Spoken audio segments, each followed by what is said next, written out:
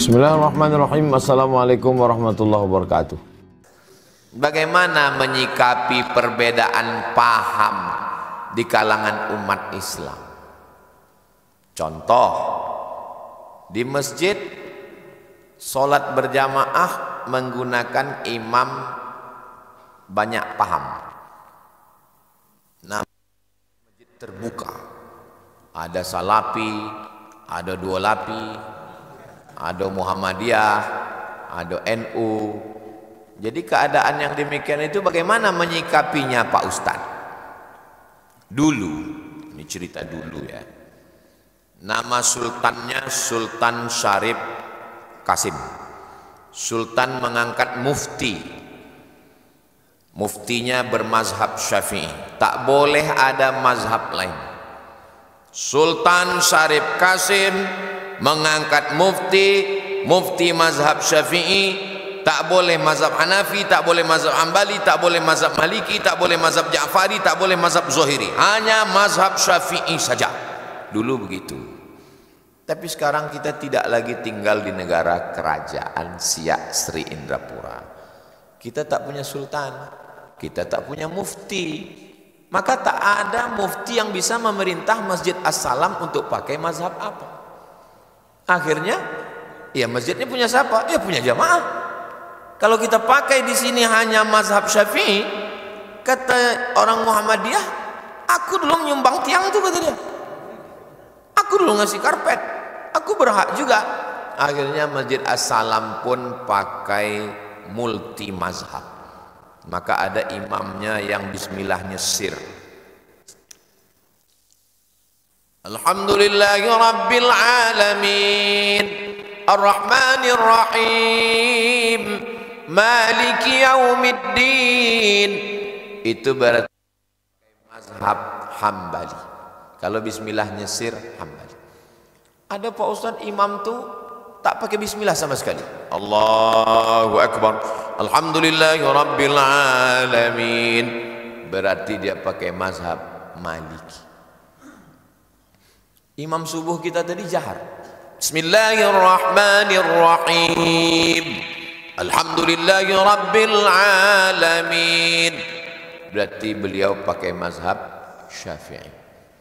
Kemarin waktu saya di Jombang, ada yang nanya ke saya, Ustadz, tadi kami sholat Idul Fitri, imamnya itu nggak baca Fatihah, langsung baca ayat. Saya bilang itu namanya imam grogi. Saking groginya, taki lupa ayat, langsung ke ayat. Tentang masalah Fatihah, 3 mazhab. Kalau ndak sama sekali baca bismillah, Maliki. Kalau ada bismillahnya tapi sir, Hambali dan Hanafi. Kalau bismillahnya jahar, Syafi'i. Lalu bagaimana sikap kita sebagai makmum? Paling enak jadi makmum.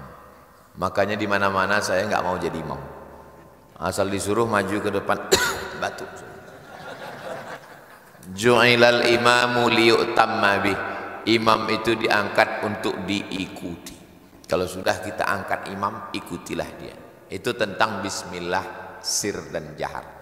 Tentang kunut Pak Ustadz, tentang kunut 3 mazhab. Mazhab Hanafi dan Hambali tidak ada kunut. Sami Allahu liman hamidah, Rabbana lakal hamdu mil'us samawati wa mil'ul ardi wa mil'u ma syi'ta min syai'in ba'du. Allahu Akbar. Itu maka Saudi Arabia tak ada kunut karena dia mazhabnya Hambali. Mazhab Syafi'i, mazhab Syafi'i berkunut. Sami Allahu liman hamidah, Rabbana lakal hamdu mil'us samawati wa mil'ul ardi wa mil'u ma syi'ta min syai'in ba'du. Allahumma hdina fi man hadait, wa afina fi man afait, wa tawallana fi man tawallait, wa barik lana fi ma a'tait, wa qina bi rahmatika syarra ma qadait. Fa innaka taqdi wa la yaqda 'alaik, wa innahu la yadhillu man walait wa la ya'izzu man 'adait, tabarakta rabbana wa ta'alait, falakal hamdu 'ala ma qadait, nastaghfiruka wa natubu ilaik. Wa sallallahu ala sayyidina Muhammadin an-nabiyil ummi wa ala alihi wa sahbihi wa baraka wa sallam. Allahu Akbar Syafi'i. Mazhab Maliki, mazhab Maliki kunutnya sebelum rukuk. Qul huwallahu ahadun illahus samad lam yalid wa lam yulad wa lam yakul lahu kufuwan ahad. Kunutnya tak berbunyi. Allahu Akbar. Nanti kalau bapak sholat di Maroko, di Tunisia, di Aljazair, di Andalusia, di Mauritania, begitulah kunut. Tentang kunut subuh 3 mazhab. Tak berkunut sama sekali Hanafi dan Hambali.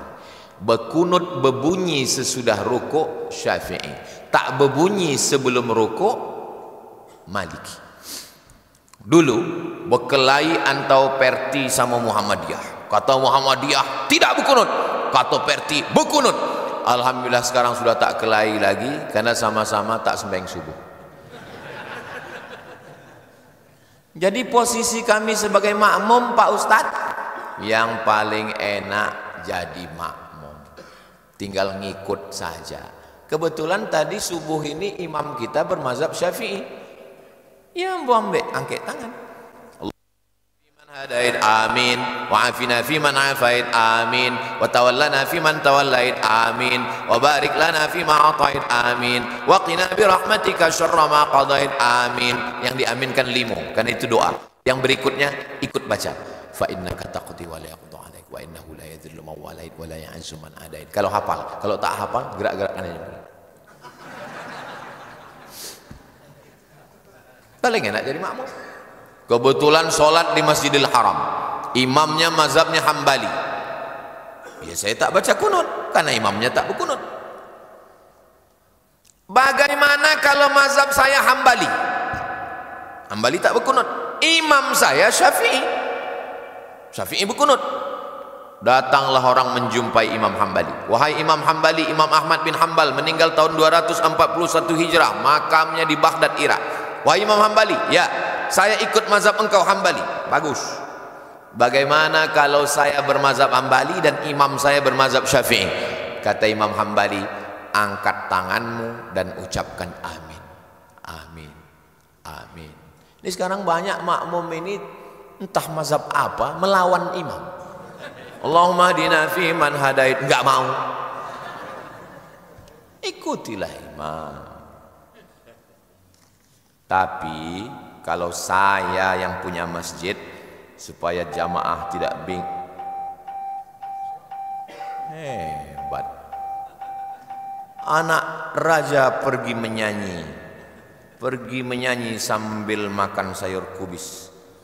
Kalau sudah tanda berbunyi, tanda waktu kita sudah habis.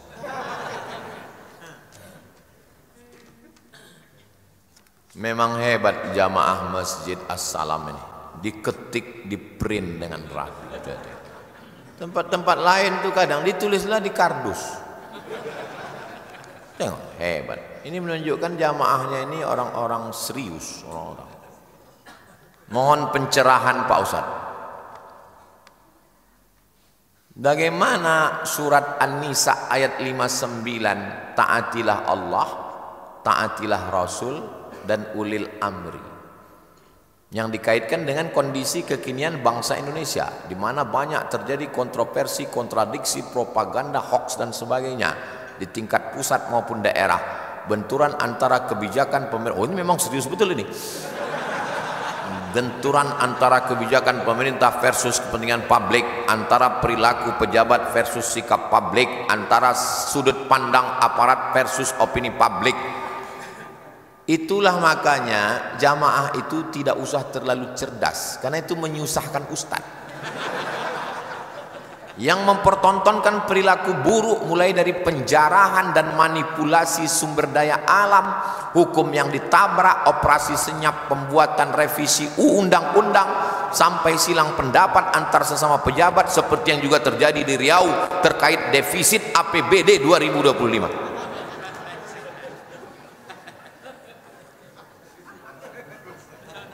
Dengar baik-baik. Ayatnya tadi, ati'ullah wa ati'ur rasul wa ulil amri.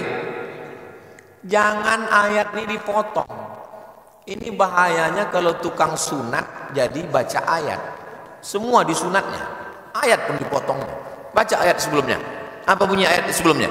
Innallaha ya'murukum an tu'addul amanati ila ahliha.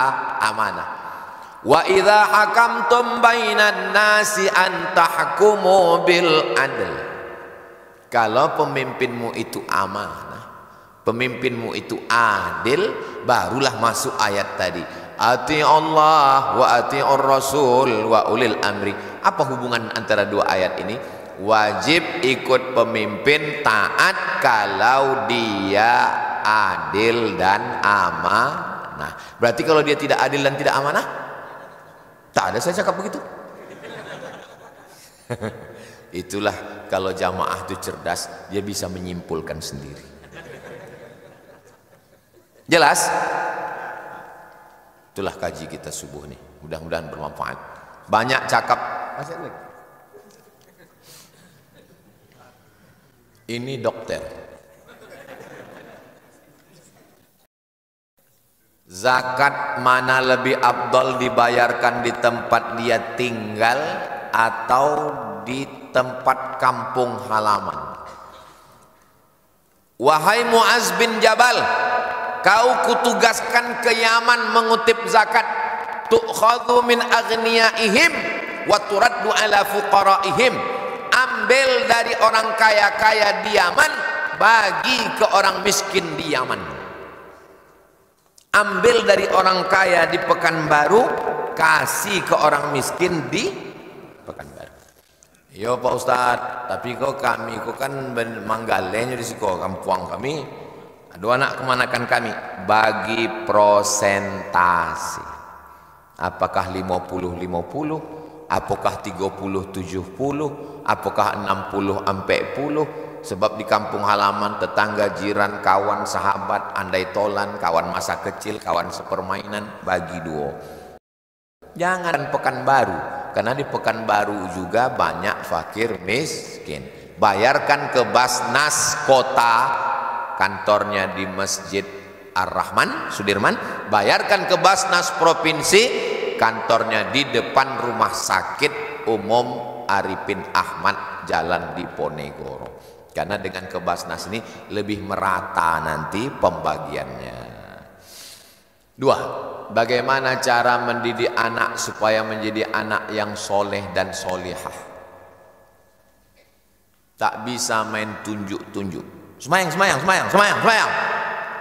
Ayah tidak sembahyang, ayah sudah dewasa. Tak bisa. Mendidik anakku bukan macam memandikan bau. Memandikan bau, dipogang tali bau, dilopehnya, mandi awak menonton. Kalau mendidik anakku macam memandikan kudo, masuk awak ke kolam, awak basah, kudo tak basah. Anakku ditenteng bawa ke Masjid As-Salam. Ini sudah diamalkan jamaah As-Salam. Itu banyak bawa anak ketek tu anak kecil, tu anak kecil. Itu kecil rupanya dah tua. Dari kecil terlonjak-lonjak, sudah besar terbawa-bawa, udah tua tubah tidak.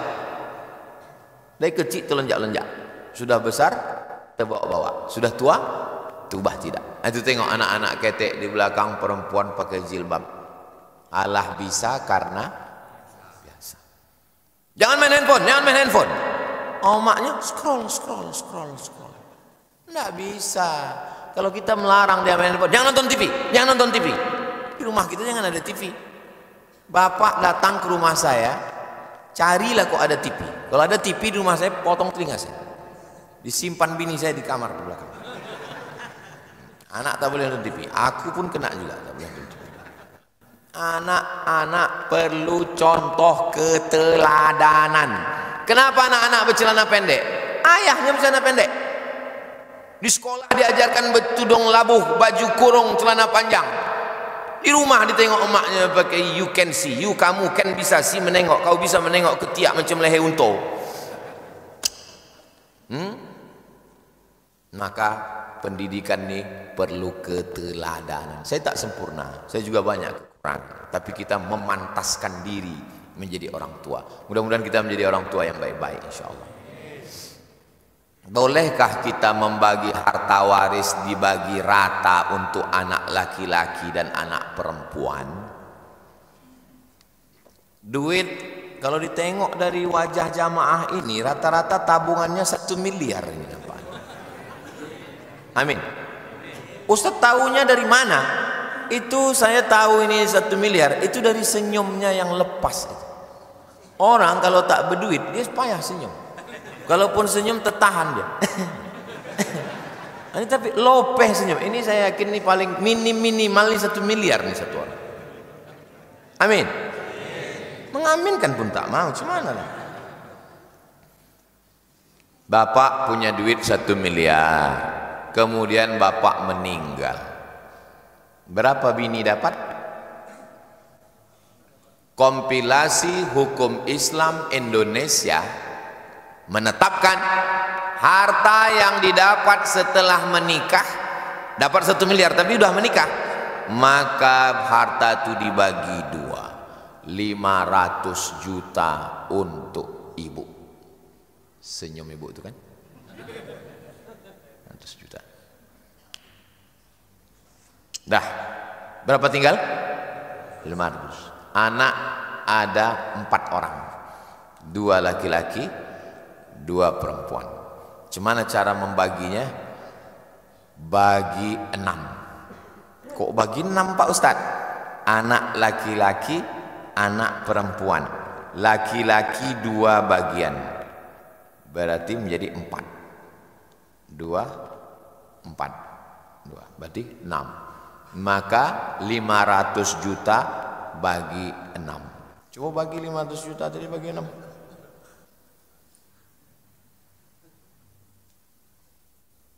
Memang kok belum sarapan nih datang bodoh Pak. 500 juta bagi 6. 83 juta untuk anak perempuan. Kau perempuan dapat 83 juta. Yang laki-laki dapat 2 kali bagian. Kali 2. Kau yang laki-laki dapat 166. Yang perempuan tadi dapat berapa? 83. Yang laki-laki dapat berapa? 160. Datang yang perempuan. Waktu ayah sakit dulu, aku yang memasakkan bubur kacang hijau. Aku yang menjaga di masjid. Aku yang merawat. Kau takut sama bini kau? Membawakan ayam sepotong pun tidak. Kalau gitu gimana? Kalau gitu kita bagi saja 500 juta ini bagi 4. 500 juta bagi 4 berarti satu orang 125 juta. Sampai uang. Bolehkah duit 500 juta tadi dibagi 4? Boleh, syaratnya 3. Apa saja syarat yang 3 itu? Jangan kemana-mana, kita lanjutkan setelah yang 1 ini. Begitu kalau masuk TV. Syarat yang pertama, keempat anak ini sudah akil baligh. Tak boleh ada salah satu dia belum akil baligh, atau ada yang gilo, atau ada yang cacat mental. Mohon maaf, ibu maaf. Dia mesti akil baligh ke ompek-ompeknya. 2, dia tahu jatah asli dia berapa. Kau sebetulnya jatah kau 166. Tapi karena dibagi rata, maka kau dapat 83. Gimana, setuju? Iyalah kalau gitu. Karena kalau tak dijelaskan begitu, dibagi saja rata 125, nanti tiba-tiba dia dari orang lain komplain berkelahi. Mungkin dia tak mengamuk, anaknya mengamuk. Mungkin dia tak ganas, bininya mengamuk. Syarat yang ketiga, yang jatahnya berlebih, yang laki-laki tadi, kelebihannya itu sebagai tabarruk sukarela. Kau sebetulnya jatah kau 166, tapi dek kalian tadi supaya tidak berkelahi, kau kan adik kalian yang mengurus kau, maka dibagilah kalian 125. Iyalah yang penting copek dapat cair. Nah, cukup 3 syarat. Jelas? Memang enak kalau ceramah di tempat jamaah yang cerdas-cerdas nih. Copeknya paham. Entah pura-pura paham biar supaya wak bonti. Pertanyaan terakhir yang keempat. Bolehkah dalam Islam berpacaran sebelum menikah?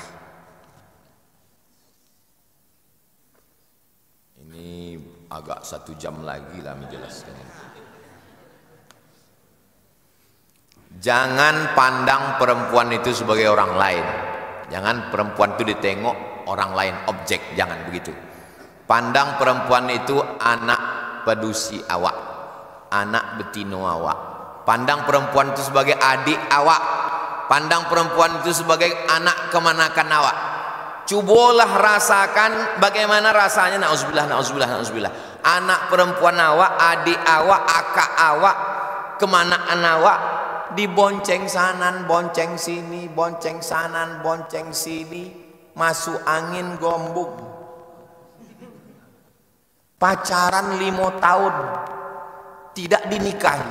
Itu sama macam iklan roti, dibuka, dijilat, dicelupin, nggak dimakan-makan. Yang rugi laki-laki apa perempuan? Perempuan. Yang muntah-muntah laki-laki apa perempuan? Perempuan. Yang malu ditengok tetangga laki-laki apa perempuan? Perempuan. Yang meregang nyawa mati laki-laki apa perempuan? Perempuan. Masih mau juga lagi pacaran, bongak. Ibu, jaga anak perempuan ibu. Kalau datang laki-laki ke rumah, ini nanti malam nih banyak laki-laki ini datang. Ini sudah melap-lap knalpot ini, nanti datanglah dia membawa bunyi knalpotnya, beb beb beb beb beb beb beb beb beb. Pas lalu di muka rumah awak, beb. Assalamualaikum ibu. Waalaikumsalam. Boleh saya bawa anaknya? Kalau memang kau jantan, jangan bawa mawar, tapi bawalah mahar. Kalau gitu izin dulu ya bu, jangan pulang dulu, ada hadiah untuk kamu. Ini stiker sudah saya tempahkan, tempel di motor kamu. Apa tulisannya? Say no to bonceng. Buat di bawah, jangan dekati playboy cap tupai. Playboy cap tupai, habis pokok kelapa di belubang satu dua. Saya tak punya anak perempuan, tapi keponakan saya perempuan. Sepupu-sepupu saya perempuan. Hari pernikahan yang paling suci, paling sakral, yang mestinya bapak melelehkan air mata kebahagiaan. Wahai Abdul Razak. Iya bapak. Saya terus terang, kalau calon mempelai laki-laki itu namanya ada Abdulnya, nggak mau saya jadi saksi. Ustaz Somad bisa jadi saksi acara pernikahan anak kami. Yang pertama bertanya, siapa nama mempelai laki-lakinya? Asal ada namanya Abdul, tak mau saya. Karena pernah Pak Kuat itu salah panggil. Wahai Abdul Somad. Uang kalau nak golak saya di majelis itu kan, saya menjaga langsung. Jangan ketawa kata saya. Ini acara yang sakral, jangan ketawa. Habis itu bau saya ke belakang.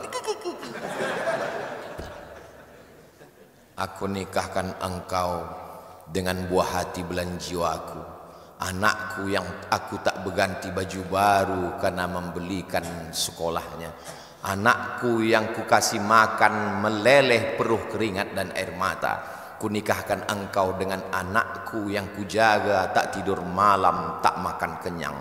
Ku nikahkan engkau dengan anak perempuanku yang sudah seperti ibu kandungku. Ku nikahkan engkau dengan anak perempuanku yang menjadi cita-cita harapanku. Ku nikahkan engkau dengan anak perempuanku yang akan melahirkan cucu-cucuku. Ku nikahkan engkau dengan anak perempuanku. Saya sudah susun kalimatnya. Sampai sekarang anak saya laki-laki. Jaga anak perempuan bapak ya pak. Kalau datang nanti sore laki-laki, jangan kalian fasilitasi dia untuk berbuat dosa. Duduk ya, duduk dulu kalian berdua ya, papa sama mama mau nonton di belakang. Itu sama artinya kalian kadang berzina lah, kalian berzina. Mana pula berzina, Ustaz aja suuzon. Mereka kan jalan-jalan mau makan bakso mie ayam. La ilaha illallah. Kenapa kita pura-pura bodoh? Hotel Melati Pekanbaru kelas 3 yang satu kamar 150.000, kalau malam tahun baru, malam Valentine, malam libur, itu hanya dipakai 1 jam 2 jam untuk berbuat maksiat. Jaga anak perempuan kita. Zaman dulu laki-laki kalau mau jumpa perempuan tinggal membawa lidi. Ambil lidi, rumah orang Melayu dulu pakai kayu tiang ajuluk ke atas. Kalau nampak lidi naik, itu tanda miss call. Hai sayang. Berubah. Dari mulai lidi berubah tulisan. Maka laki-laki pergi ke surau membawa kertas, diselipkan di tengah ketiak. Perempuan pun mengambil sambil lalu tak memandang, dibaca surat Zainuddin untuk Hayati. Dalam tenggelamnya kapal Pandermi. Masih bisa diatasi, masih bisa dikontrol. Tapi sekarang apa yang terjadi? Begitu muncul Instagram, Telegram, grup WhatsApp, terjadilah apa yang terjadi. Bapak yang khatam Quran, yang rajin puasa sunat, selangkah kaki bapak ke surga, tapi selangkah lagi di neraka kalau tidak menjaga anak perempuan. Bapak sama ibu mesti kompak. Kalau bapak tegas, ibu juga mesti tegas. Pak, saya bawa anak bapak malam ini ya jalan-jalan ke Sudirman, kami mau makan ayam. Tidak. Bakso, tidak. Jangankan mie ayam, nasi uduk pun tidak. Datang ibu dari belakang, kasihlah bang, kita dulu lebih parah dari itu lagi. Mudah-mudahan Allah menjaga anak-anak kita semua, keluarga kita sakinah mawaddah warahmah, istiqomah kita mati dalam keadaan husnul khatimah. Ala hazihin niyah al-fatihah.